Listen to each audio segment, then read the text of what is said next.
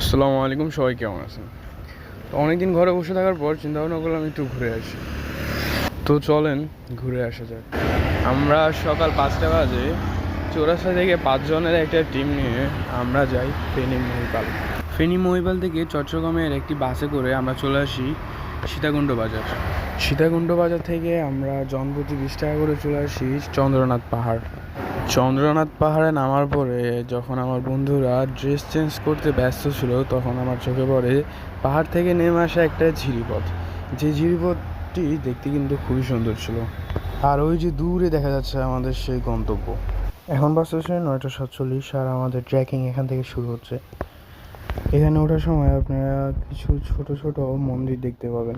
পুরনো ও ঐতিহাসিক গল্প কাহিনী অনুসারে সতীর দেহত্যাগের পর মহাদেব শিব যখন তার মৃত্যুদেব কাঁধে নিয়ে বিশ্বমন করেছিলেন, তখন সুদর্শন চক্রে সতীর দেহ খণ্ড বিখণ্ড হয়ে বিভিন্ন স্থানে পতিত হয়। বিশ্বাস করা হয় চন্দ্রনাথ পাহাড়ে সতীর ডান পা অংশবিশেষ পুড়িয়েছিল, যার ফলে এটি একটি মহাশক্তিপীঠ হিসেবে গণ্য হয়। অন্য একটি কিংবদন্তি অনুযায়ী বনবাসের সময় ভগবান রামচন্দ্র তার স্ত্রী সীতা এবং ভাই লক্ষ্মণ এই পাহাড়ে এসেছিলেন সীতা স্নানের জন্য। মহামুনি ভার্গব এখানে কুণ্ড সৃষ্টি করেছিলেন। এই ঘটনা থেকেই স্থানটির নাম সীতাকুণ্ড হয়েছে বলে মনে করা হয়।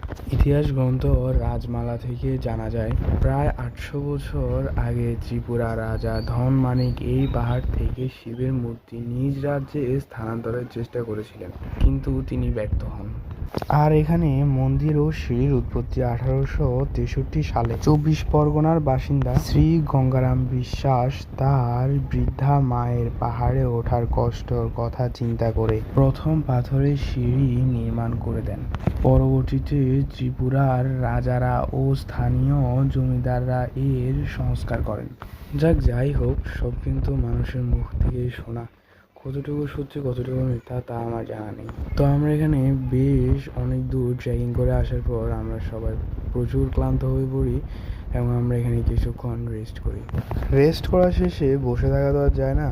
তো আমরা আবার ট্রেকিং শুরু করলাম। ট্রেকিংয়ের মাঝে মাঝে অনেক সুন্দর সুন্দর জায়গা দেখতে পাচ্ছি। আমরা ট্রেকিং করতে করতে আমরা আমাদের গন্তব্যের অনেক কাছে চলে আসি। আর এখানে একটি মজার বিষয় আছে, এখানে একটু উঠে দেখতে পাই আমাদের এলাকার কিছু ফ্রেন্ড, মানে আমার এলাকার কিছু ফ্রেন্ড এখানে ঘুরতে এসেছে।